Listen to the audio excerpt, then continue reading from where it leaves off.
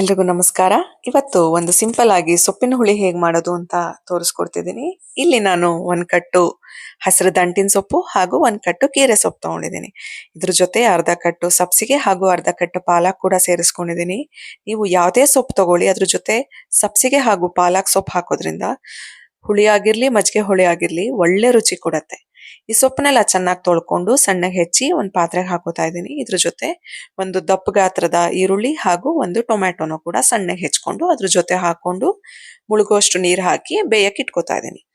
ಸಾಮಾನ್ಯವಾಗಿ ನಾವು ಈರುಳ್ಳಿನ ಆಲೂಗೆಡ್ಡೆ ಈರುಳ್ಳಿ ಹುಳಿ ಬಿಟ್ಟು ಇನ್ಯಾವುದಕ್ಕೂ ಹಾಕೊಳ್ಳಲ್ಲ.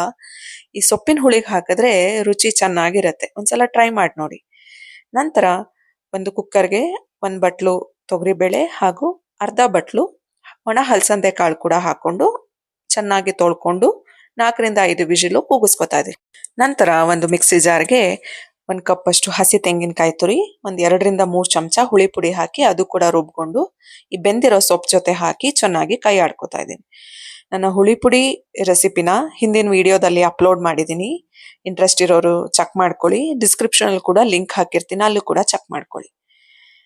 ಈ ಹುಳಿ ಪುಡಿ ಹಾಕಿದ್ಮೇಲೆ ಸ್ವಲ್ಪ ಕರ್ಬೇವಿನ ಸೊಪ್ಪು ಹಾಕಿ ಕುದಿಯಕ್ಕೆ ಬಿಡಬೇಕು. ನೀರು ಎಷ್ಟು ಬೇಕೋ ಅಷ್ಟು ಹದಕ್ಕೆ ನೀರು ಹಾಕೊಂಡು ಕುದಿಯಕ್ಕೆ ಇಟ್ಕೋಬೇಕು. ಚೆನ್ನಾಗಿ ಕುದ್ಮೇಲೆ ಇದಕ್ಕೆ ಬೆಂದಿರೋ ಬೇಳೆ ಮತ್ತು ಕಾಳ್ದು ಮಿಶ್ರಣ ಹಾಕಿ ಒಂದ್ಸಲ ಕೈ ಆಡಬೇಕಾಗತ್ತೆ.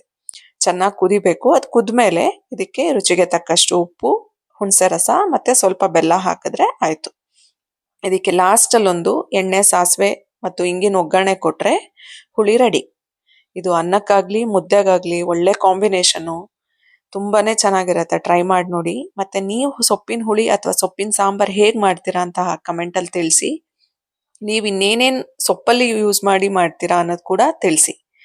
ಈ ವಿಡಿಯೋ ಇಷ್ಟ ಆಗಿದ್ರೆ ಲೈಕ್ ಮಾಡಿ ಮತ್ತು ನಿಮ್ಮ ಆತ್ಮೀಯರಿಗೂ ಕೂಡ ಶೇರ್ ಮಾಡಿ. ಇನ್ನೂ ನನ್ನ ಚಾನಲ್ಗೆ ನೀವು ಸಬ್ಸ್ಕ್ರೈಬ್ ಆಗಿಲ್ಲ ಅಂದರೆ ಈಗಲೇ ಸಬ್ಸ್ಕ್ರೈಬ್ ಮಾಡಿ.